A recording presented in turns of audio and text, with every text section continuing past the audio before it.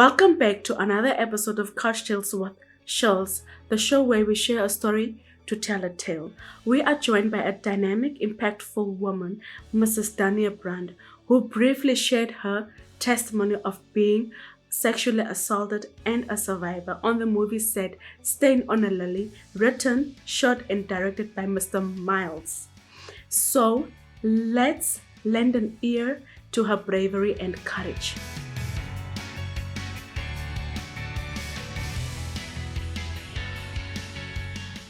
Hi, Dannia Brandt. Welcome to Couch Tales with Shirls. Thank you for joining us. Can you please kindly introduce yourself to the viewers? Good evening, Shelley. Thank you so much for this opportunity. Yes, you're welcome. I'm very grateful. I'm Dannia Brandt, and I'm married, happily married with 2 boys, and I'm from not from Swakop, but I've been living here for about 7 years now. Yes, I'm a teacher, and I'm also a makeup artist, and yeah. Yeah. Today we are talking about your personal story, what you experienced years back, and thank you for being brave enough to be here. If possible, can you take us through or take us to that day of what happened to you when you were sexually assaulted? Okay, thank you very much again for the opportunity and for allowing me to have this platform to just share what happened. So it was just like a normal day. Yeah. I was working, and then I got invited, or it was actually like I would say it was a false invitation that was given. And as a child of 19 years old, I mean, you're naive when you are that age, and you think you can defend yourself. You're not thinking of the dangers that's out there. Yes.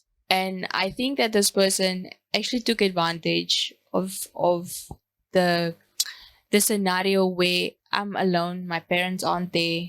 Yeah. I'm like alone in this town. There's nobody that can defend me. Yeah. And I got invited to this person's workplace, which is also my workplace. Oh yeah. And I mean, at that point, it's like there's nothing hidden. There's no agendas behind helping someone work late. Yeah. Yes. So obviously, this person, that's what I'm saying. It's like, it's almost like a predator type of thing.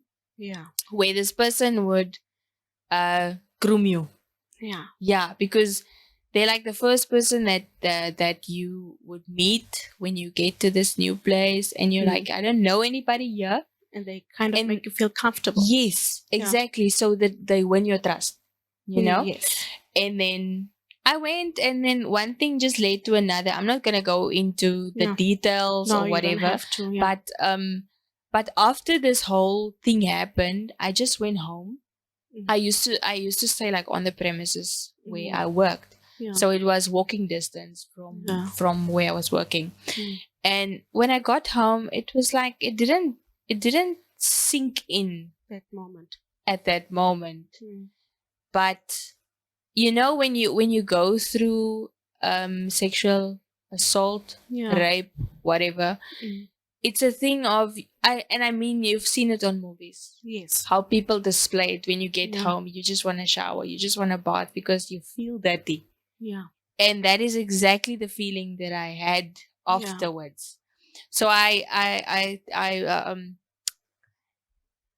took a bath, and it was just like I just couldn't get that feeling off, and it wasn't and I could at that moment I was like, did this really happen to me now? You know, you didn't expect. But and then I brushed it off. I brushed it off like, okay, it didn't happen. Yeah, it didn't happen. I'm just overthinking this thing. Yes. Yeah. Now after that happened, were you able to share it with someone? Did you open up with someone sooner, or did it take a bit longer for you to share? Yeah. Okay. There was this one guy that I was quite close with. Yeah. He was a friend, Mm-hmm. and I felt comfortable to share this with him. Mm. So I shared it with him like I would say a few months after it happened, maybe 2 months after it happened. Mm. But he comforted me in that moment when I shared it with him. But nothing really came from that. Yeah. Because I mean, I decided not to take legal action against this person. Yeah. Because firstly, I'm in a town where I don't know a lot of people. Yeah. And the community knows him, so maybe it'll be like his word against mine. Yes. And he's married, and it's a thing of nee, jy's 'n jong meisie. Yeah. Yeah. So Get it seker gesoek. exactly, and that Yeah. is what people always think. Like, what were you wearing? What Yeah. Society usually does that. They nee, do. where They do. They where kind of they put would the blame on the victim, exactly, which is not supposed to be the case, Mm-mm. rather than helping the victim. Yes. Yeah. Yeah. And after everything else, sometimes some people say they go through shame and they feel as if they're muted rather than sharing. Yes. Were you ever in a state of being muted, and did you ever use any substances, or did you ever went through a depression mode? Yes, I would say after this happened, I was on a roller coaster of emotions.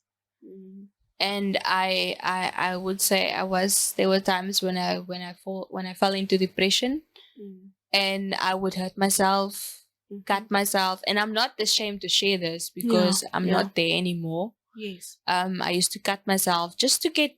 It's a thing of, it's not so much getting attention, because people would do that. The society would normally say, nee, you soek het aandag, whatever, but it's not that. It's a thing of the hurt inside is so much that you need physical pain to actually just express what you are feeling. Yeah. And sometimes but it doesn't come close. Maybe also to numb that pain or Yeah. something. Yeah. Yeah. And then the shame, there's definitely shame connected to rape, because how my experience with other survivors is they would also say that you get a feeling of being embarrassed. You're embarrassed, you're ashamed, and you can't talk about it. It's like you can't even say the word rape. Oh no. And it's like, and I thought to myself, like, why is this like? It's almost like a thing of everybody who has gone through sexual abuse or rape, they have this one thing in common. It's like you are embarrassed, you think it's your fault, and you blame yourself. Yes, yes. And I realized that it's actually a spirit that makes you feel like that.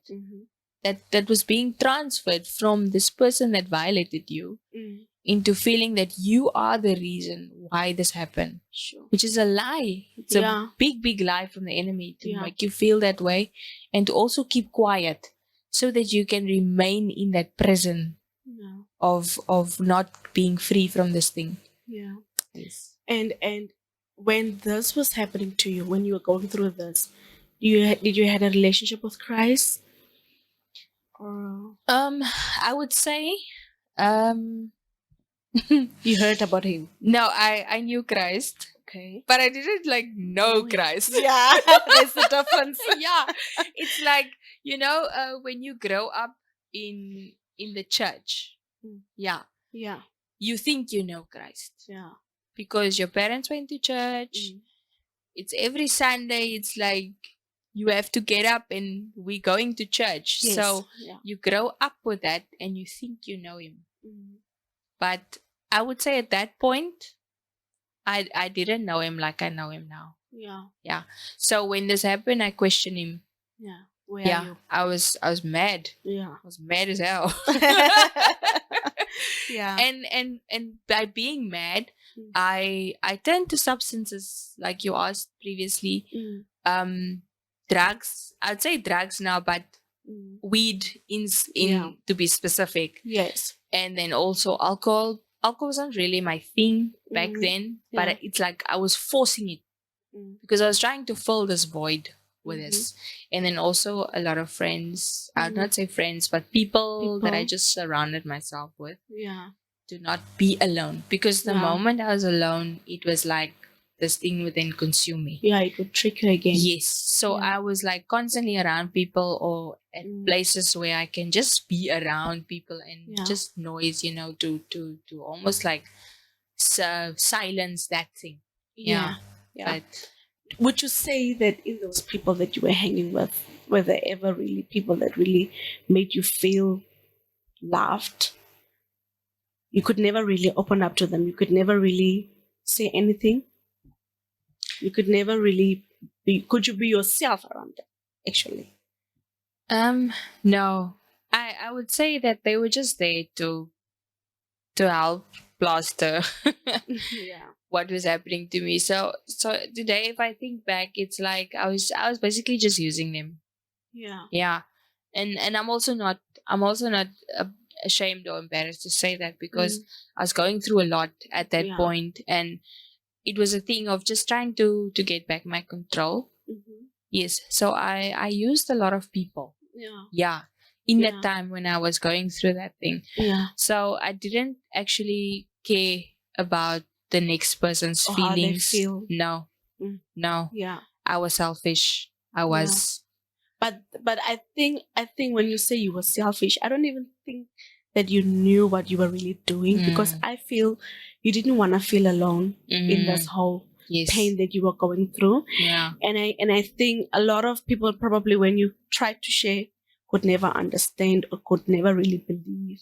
Because such topics, such rape topics and sexual abuse topics, it's like kind of And you know that the thing that I'm reminded of now is the moment I started opening up to boyfriends that I had, when I started dealing with this thing where, I thought I started dealing with this, the enemy actually turned this into a weapon, where I would trust someone to actually tell them what happened, and then they would treat me worse. Especially in a relationship, you'd be with this person, you think, okay, I'm with you for a while now, so I think I can trust you enough to tell you this. And the moment you tell them, it's like, okay, so you anyway, sorry to say the word, but a slut or whatever, and now I can actually they perceive it that way, treat you like that, and that's even like you're already stabbing me in the wound that's already bleeding, and that made me feel like, I'm not gonna tell anybody ever again. And that's what the enemy wanted. He didn't want me to open up and to share, because I was telling the wrong people the whole time. Take us through to your journey, meeting Christ, really meeting him on a personal level. Okay, sure. That was like 2017, when I came to Swakop. My parents moved here like a year before I came. They were here in 2016 already, but I was still on my own way, trying to go my own path and whatever. But everything just kept bringing me back here. And after being through so much, I came back in 2017. And it actually started with we had like a healing type of deliverance thing at the church. The church I was with at that point. And I was still smoking, by the way. And I was just thinking, and I was just thinking at that point, like, okay, so I basically have nothing to lose, so let me just go. It was like for 3 days. And I went, and there was a lot that happened there that I think was just the start of where God was taking me.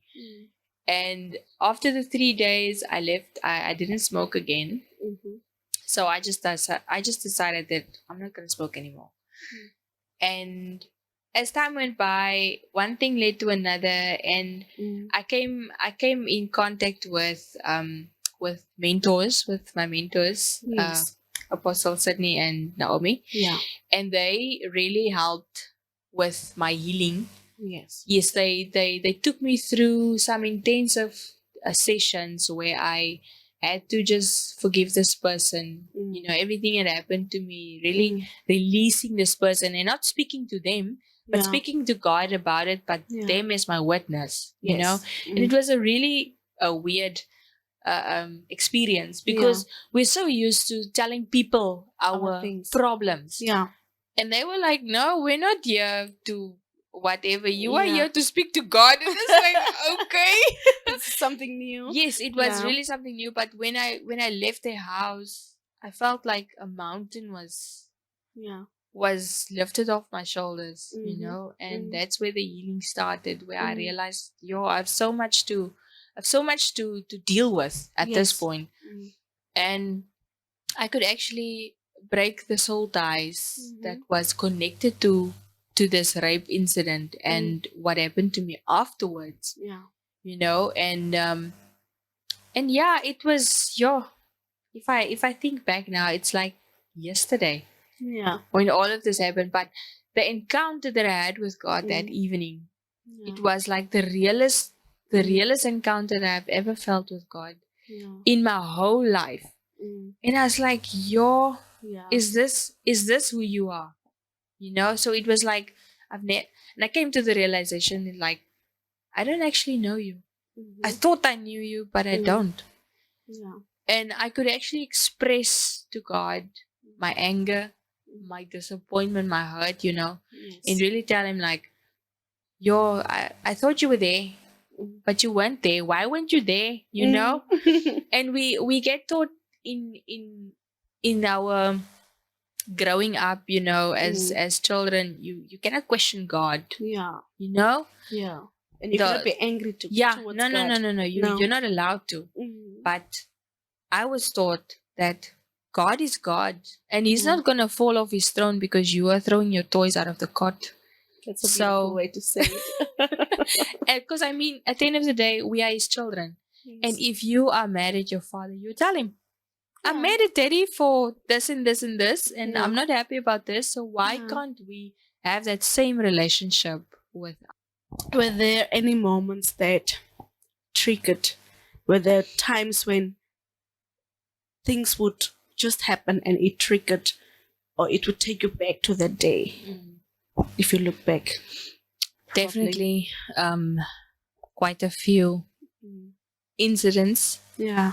That I didn't think would trigger this thing, and it was this one time when when I was still working for an ambulance service, and we had a call out, a guy that was bumped outside of Chumep, and we responded to this call, and when we got there, it was like this man just lying in the road, and it was like I was just thinking, like, what if that was my dad, you know? Yeah. And then this thing just triggered a lot of stuff. Yeah. And I couldn't understand why I felt that way, but luckily this company where I was working for, they had a therapist that I could go see. Oh, that's so nice. Yeah. So I went to the therapist, and she just basically, like, opened up a lot of wounds. Oh, yeah. Just triggering some more stuff. But it was a thing, but she gave me some coping mechanisms. Yeah. Yes, where she would tell me, okay, if you're feeling this way and this way, just take some music, just lie down, listen, and imagine you're on top of the whatever, you know, a lot of funny stuff. Yeah. And I was just thinking, like, what are you talking about? But I took her advice, you know, and it helped in a manner. But that was like just managing. Yeah. What I was going through.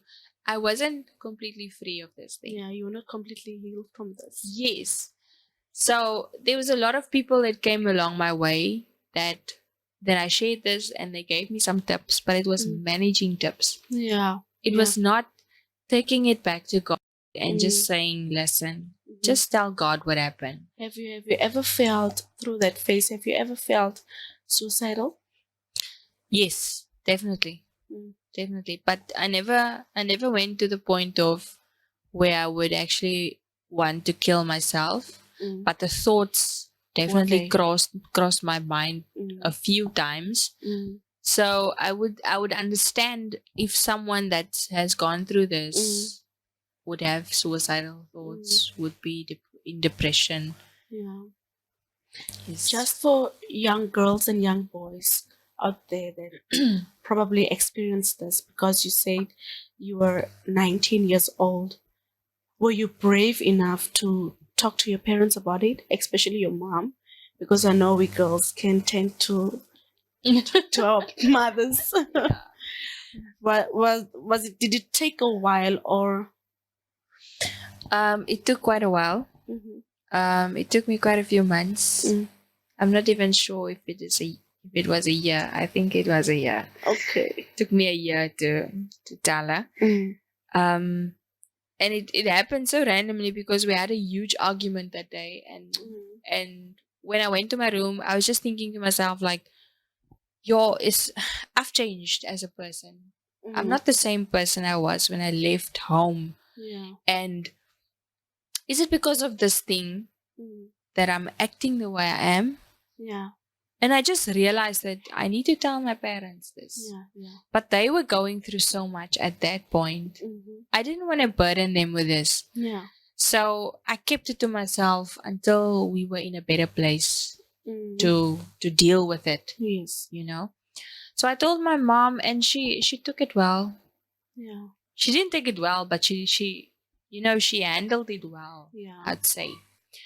And after that, she had to tell my dad. Yeah, my dad was not happy. Oh. Yeah, but I think it was better for me to tell him afterwards, because my dad would have taken the train or something. Yeah, he would have. and the Lord knows what would have happened if I had told him then. Yes. So God just allowed things to happen in that manner. Yeah. Yes. In His manner. Yes. His timing. Absolutely. Yeah. After the healing process this is actually a bit, I'm a bit quiet, and I'm just in a mode of listening and taking in. It's actually a bit heavy, but it's good that you are here and that you're sharing this with us, because a lot of, especially young kids, even women, are going through this, but they are never brave enough to come out or to come and talk it, and then they sometimes end up taking their own lives. So thank you so much for doing this. But what is before we come to the ending of it all, when you got married, how your husband how did this this abuse affect your marriage, your relationship with your now husband? If you can take us through that. Okay. I'd say we dealt with a lot before we got married. Yes. He was really supportive before we got married, when I had to go through the healing process of dealing with stuff.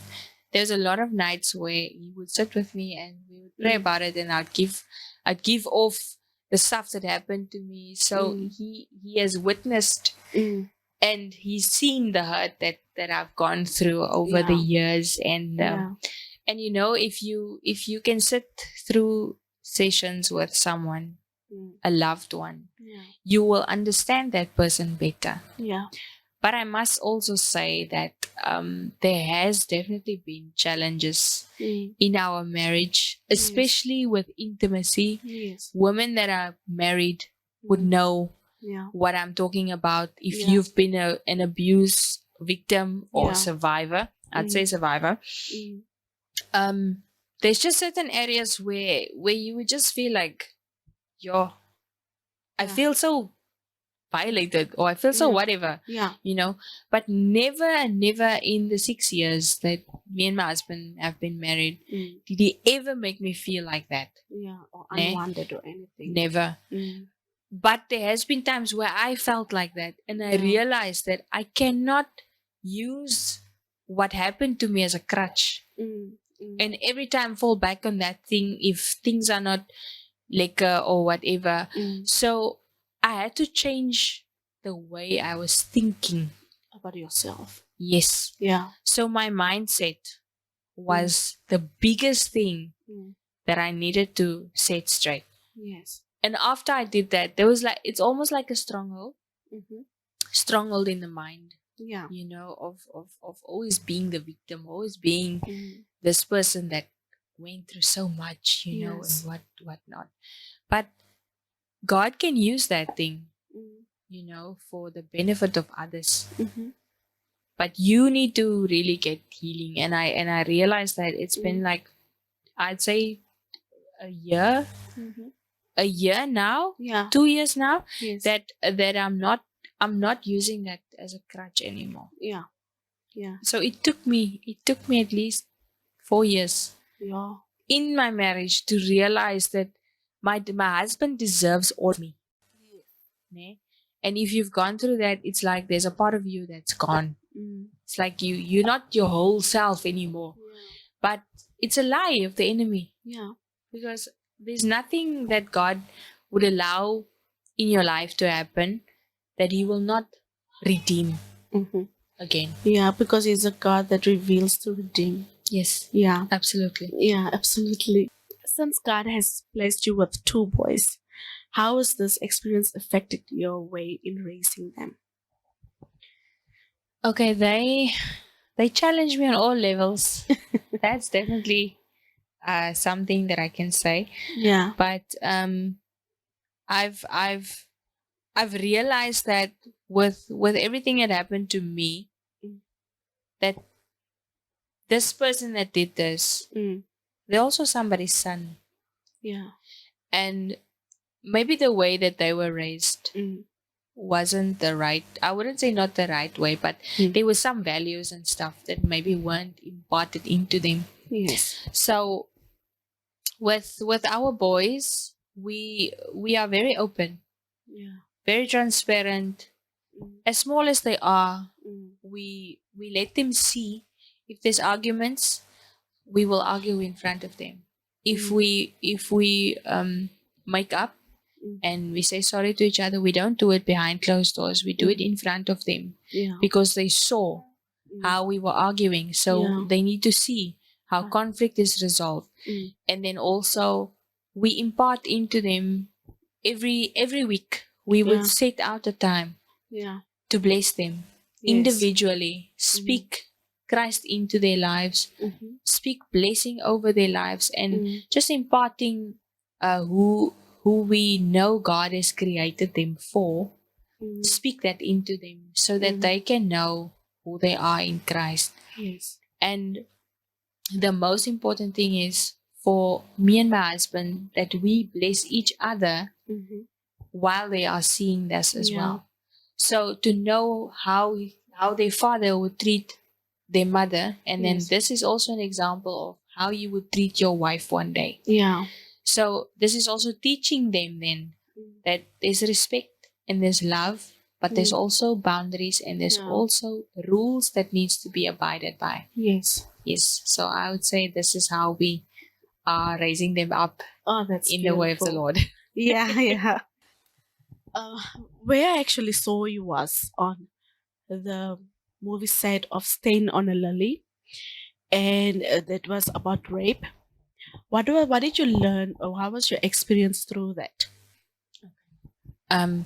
Yeah, so when the director of Stand on a Lily came into contact with my sister, and he sent her the script and he explained to her everything that was gonna happen in the movie and everything, I felt like it was really personal for me, you know, to be able for my sister to be a part of something like this, and where I can do the makeup and also be a part of this thing.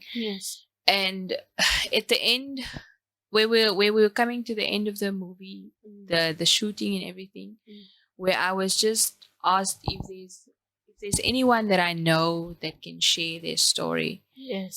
And I was reaching out to a few people, but nobody really came to the place where they said, okay, I'm healed and I'm willing to talk. And so I asked the Lord, Father, is this a time where where you're actually creating a platform for me to share this. Yes.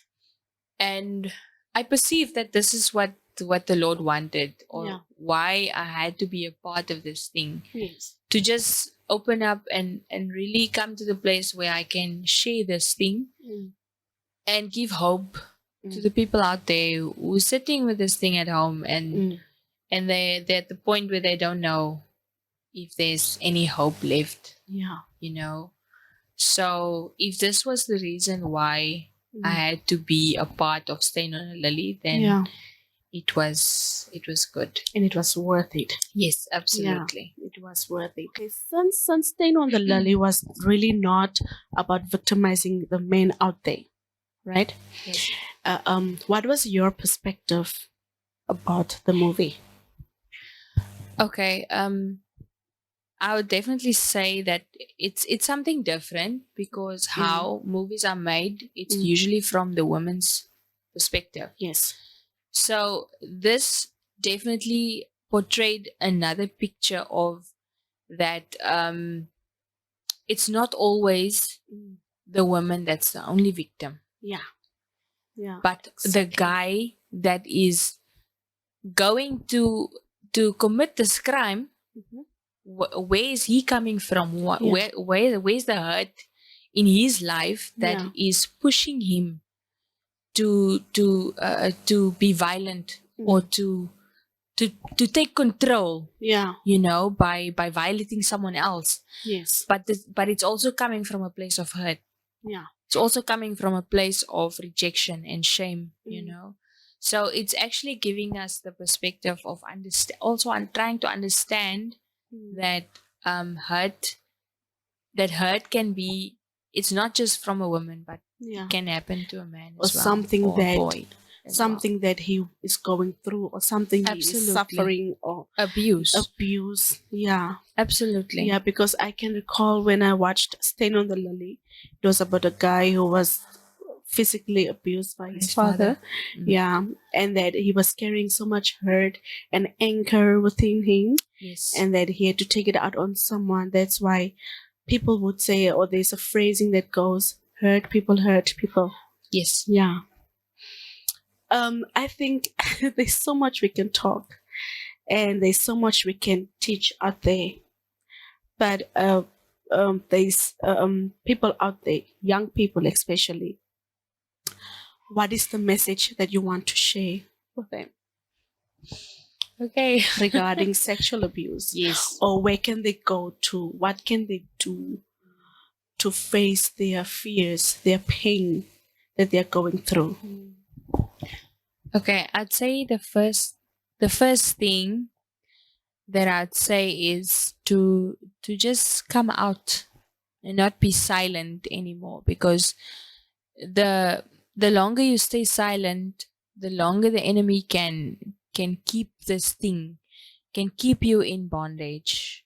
And um if I have to be just very transparent and straight to the point, I'd say you need to you really need to find someone that can journey with you through this thing, not just telling every second person or every third person that you come along with or whatever, but someone that's willing to walk with you, willing to go through the difficult parts with you, the raw parts, the not so nice parts. Yeah. And I'd say a therapist would be a good place to start, just to open up. But on a more spiritual level, I'm not gonna, I don't actually want to recommend myself. But I'd say, because I've been through this, because I know how God has healed me, how He has worked with me this past 5-6 years through this thing. And if this is not evidence that I'm healed and I can actually speak about this, then I would say, please reach out. Please reach out to me, and I can then journey with you. So whoever is out there and is struggling with these questions, boys, girls, I'm not even excluding boys Yeah. because this happens to guys as well. I want to say, please don't be ashamed. Just come out and you are not alone. You're not alone. And I realized that when I started my healing journey, I realized that I'm not alone. There's so much support out there. You just need to come out into the light and let us be in the light. Yeah. Oh wow, that's beautiful. Thank you so much, Dania. This was impactful, and I've also learned a lot. That I know I'm not a therapist. I know I'm not what, but I know I can at least be a voice to the voiceless. So thank you so much for sharing your very personal testimony. It was good having you. Thank you so much, Shirley. Yeah. It's much appreciated and all honor to God. Yeah, all honor to God. Yes. Thank you.